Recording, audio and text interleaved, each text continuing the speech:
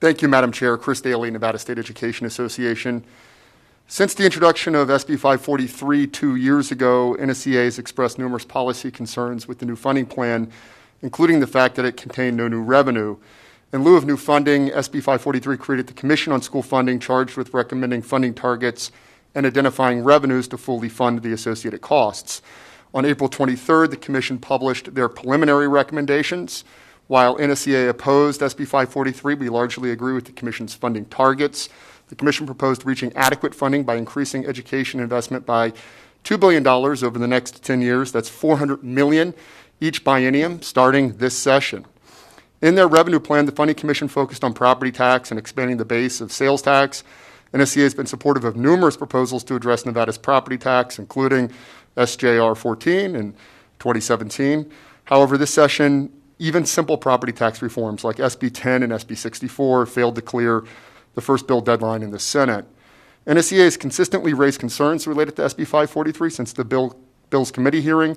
During the interim, NSEA participated in every meeting of the Commission on School Funding. We called attention to the chronic underfunding of public education, including organizing 4 major rallies here in Carson City in the last 2 years. 2 of these rallies happening during a global pandemic.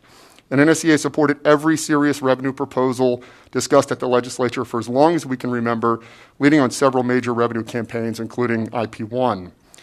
Meanwhile, SB 543 was developed behind closed doors, wasn't introduced till the 99th day of the session, had but a single public hearing with the bill passing minutes before sine die. This bill created the Commission on School Funding, which has recommended funding targets and a revenue plan to meet these targets over the course of 10 years. It's now incumbent on you to implement the plan you set in motion.